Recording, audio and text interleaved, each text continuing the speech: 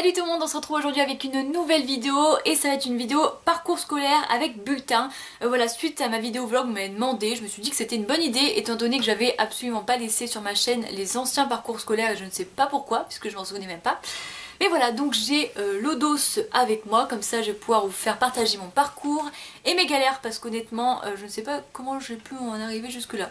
Voilà, c'est parti. Alors c'est à dire que dans ce truc j'ai quand même des évaluations qui datent de la primaire, mais je pense qu'on va s'en passer. Et on va commencer directas à la 6ème, s'il y a des 6ème parmi nous. 6ème 5, alors faut savoir que je n'ai pas mes moyennes générales.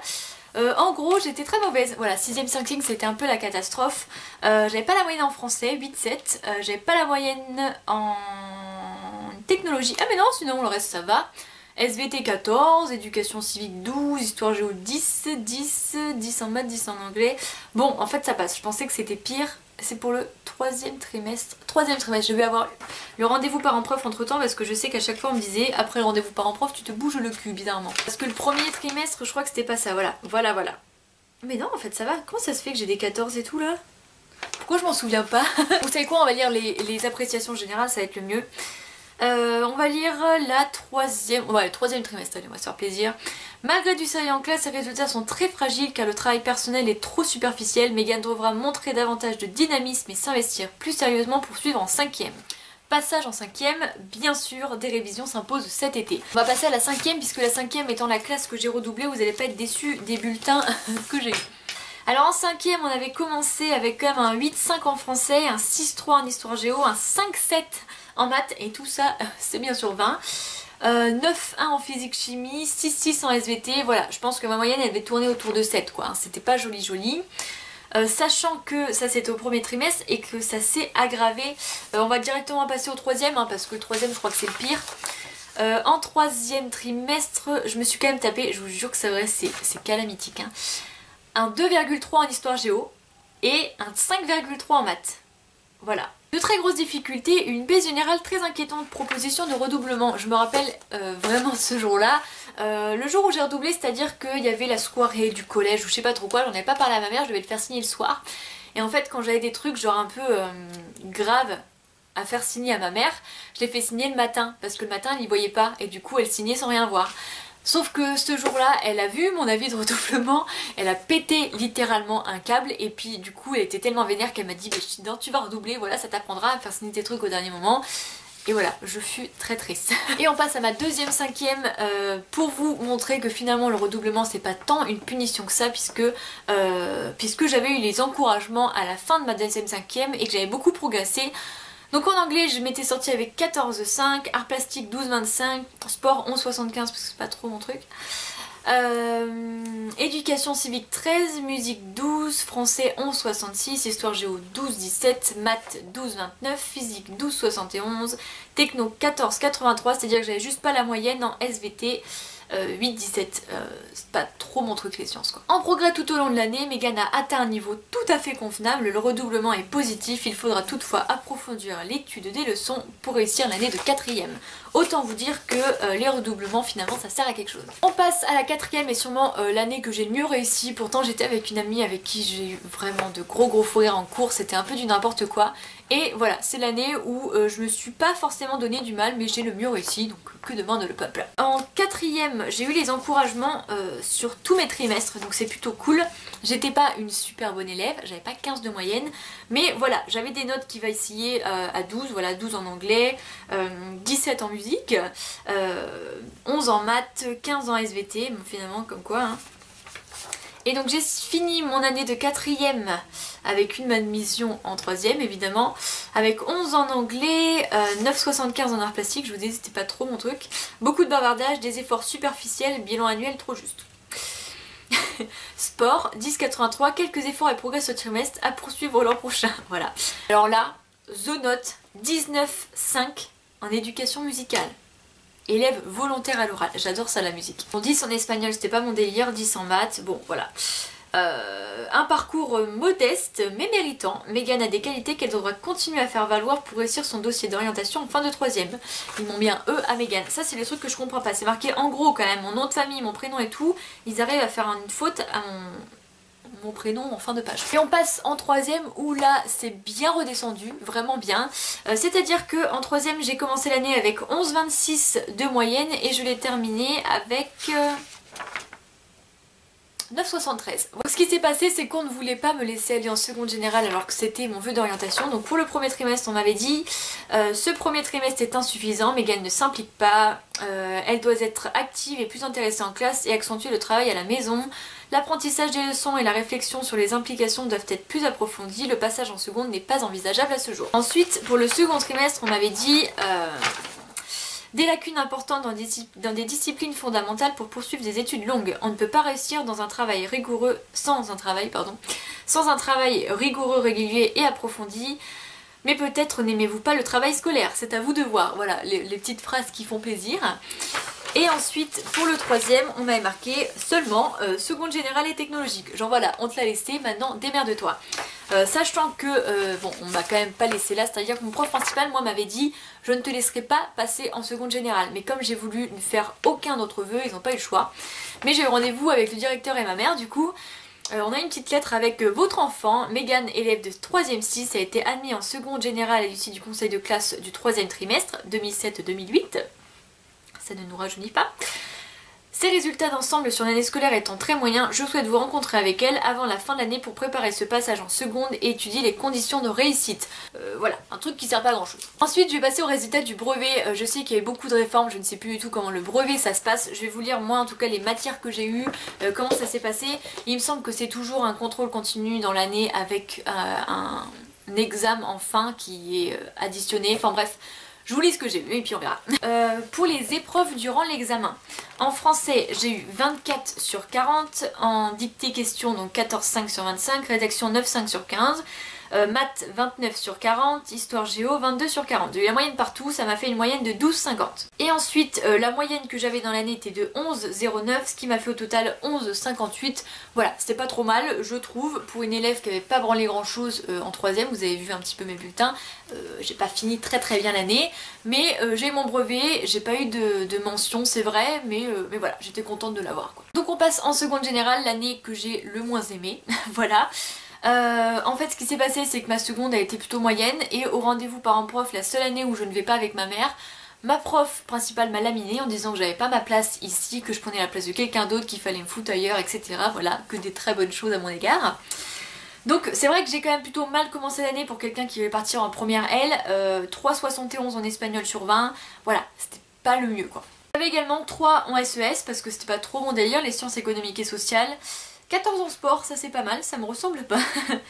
Et après j'ai eu que des notes en dessous la moyenne, voilà. J'avais pas la moyenne en anglais, j'avais pas la moyenne en histoire géo, j'avais pas la moyenne en maths et je ne l'avais pas en SVT. Mais je l'avais en physique, en français et en sport. Ah oui, il y a ma moyenne, 8,39. Voilà, c'était pas terrible pour un départ en seconde. Ensuite on passe au deuxième trimestre. Alors là par contre, italien 16,25, j'étais trop fière.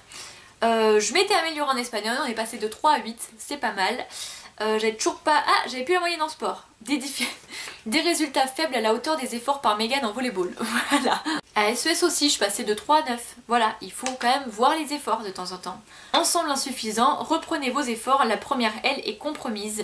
3e trimestre décisif. Pourquoi ne pas réfléchir à la première STG? J'avais absolument pas envie de me réorienter.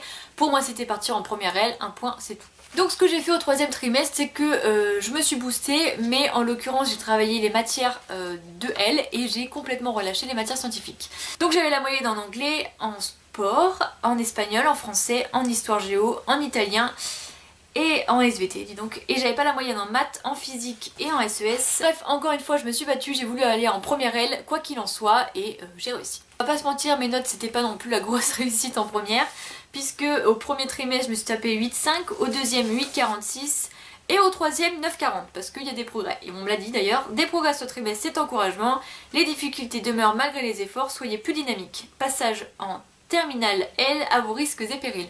Voilà. C'est-à-dire que l'école j'ai toujours aimé y aller, j'ai toujours aimé apprendre, mais réviser c'était un truc que je ne supportais pas. Et voilà, forcément pour les examens ça passait pas. Là en l'occurrence c'est vrai que c'était pas terrible. L'avantage que j'avais c'était que j'étais une élève plutôt discrète et du coup au niveau des appréciations ça reste quand même plutôt sympa on va dire. Et donc on passe en terminale L. J'ai commencé avec le premier trimestre à 9,29. On n'était pas loin de 10. Sachant que j'avais plus que 1, 2, 3, 4, 5, 6, 7, 8 matières. Donc anglais SP, anglais, sport, espagnol, histoire géo, italien, littérature et philo. J'avais pas la moyenne en anglais SP, en espagnol, en histoire géo. Voilà. Au deuxième trimestre, je suis descendue à 8,92. C'était pas terrible. Et au troisième, je suis encore descendue 8,90. Voilà. C'était vraiment de la merde.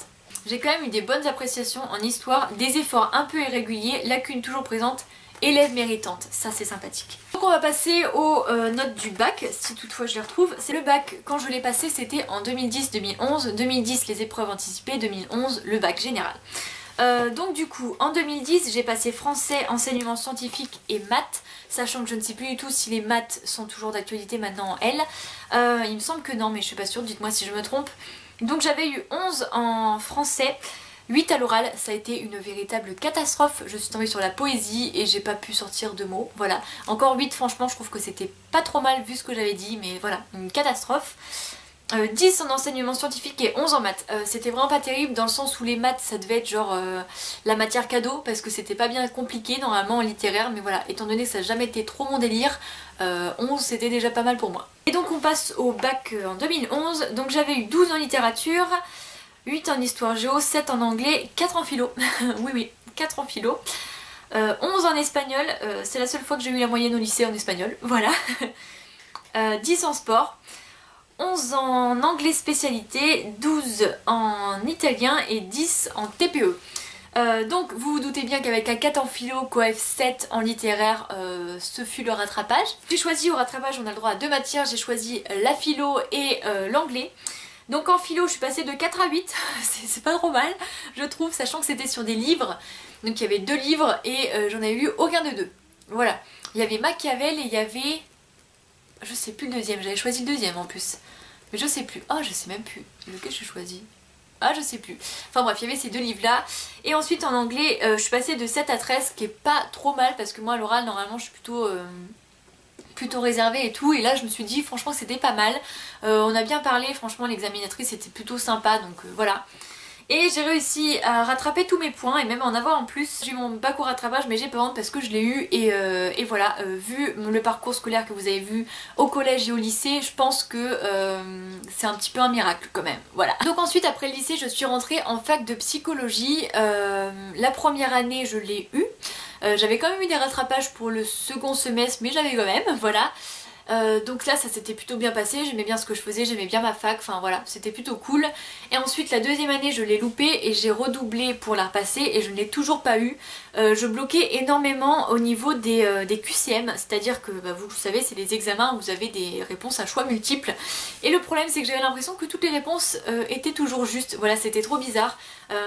Autant au niveau des rédactions ça passait, mais au niveau des QCM ça ne passait absolument pas. Et étant donné qu'en psycho la majorité des examens c'était ça, et bien voilà, je n'ai pas réussi mes examens. C'est dommage parce que la fac de psycho c'est quand même quelque chose qui m'a plu, j'ai appris plein de choses. Mais après je me suis résignée en me disant bah c'est le destin, peut-être que c'est pas ça qu'il faut que tu fasses et puis voilà, il faut que tu abandonnes. Ce qui se passe aussi au niveau de la fac de psycho c'est que vous arrivez à beaucoup en première année et qu'après au niveau des masters il y a très peu de place. Je prends toujours l'exemple de mon amie Jenny qui elle avait une très très bonne moyenne mais n'a pas été prise en master 2 parce que pas assez de contact au niveau des stages. Voilà, avec 14 de moyenne quand même ça fait un peu chier. On vous dit qu'il y a 20 places en master et finalement il y en a certains où il y en a que 12. 12 places pour 400 élèves c'est un peu faible. Bon vous avez plusieurs masters effectivement mais bon voilà. Et je me voyais pas partir non plus dans une autre ville poser des dossiers dans d'autres villes donc voilà.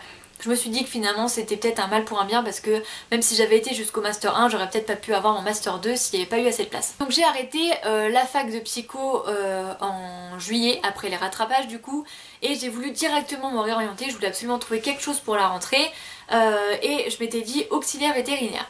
Donc je m'étais renseignée un petit peu sur le métier, il fallait avoir 2 semaines de stage minimum requises et après trouver un patron pour la formation qui débutait au mois de décembre il me semble. J'ai eu mon stage donc chez mon vétérinaire chez qui je suis actuellement, ça s'est extrêmement bien passé, j'ai vraiment adoré. J'ai eu la chance de pas avoir de choses graves étant donné que je suis quelqu'un de très sensible, ça l'aurait peut-être pas fait si j'avais vu un truc genre vraiment glauque, mais voilà, là j'ai eu des petits vaccins, des petits portées de chiots et tout, ça s'est quand même plutôt bien passé, donc voilà, j'ai passé vraiment 2 super semaines. Seulement c'est un métier extrêmement bouché et j'ai pas du tout trouvé de vétérinaire qui prenait en alternance. Voilà, malgré tous les vétérinaires qu'il y a sur Bordeaux, Bordeaux étant une grande ville, je n'ai pas trouvé, c'était beaucoup trop galère et j'ai dû abandonner quoi. Donc ensuite, au mois de janvier, j'ai cherché une autre formation et on m'a parlé de la formation de assistante dentaire, qu'on pouvait aussi la faire au niveau des dentistes et au niveau des orthodontistes. Je me suis dit pourquoi pas. J'ai posé 40 CV, 40 lettres de motivation à la main et je n'ai jamais été appelée par qui que ce soit.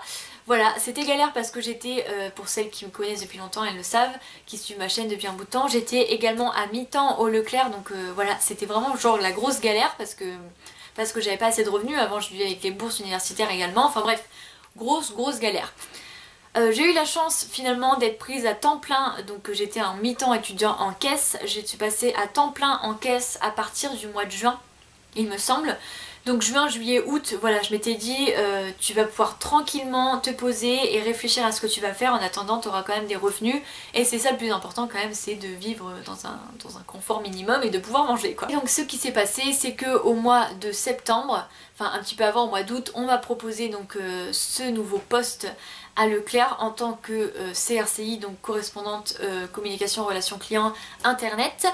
Et voilà, ma fille a changé. Donc au mois de septembre j'ai commencé ce poste là et j'ai ma responsable qui m'a proposé de faire une formation parce que finalement vu que c'était une création de poste, et bah on pouvait pas rien m'apprendre quoi. Donc on a cherché ensemble une formation et on est tombé sur la formation web concepteur, donc en alternance. Donc je suis depuis le mois de novembre, la formation durait avant 24 mois, elle a été raccourcie à 12 mois et dans cette formation là... Mais tu veux me tuer ?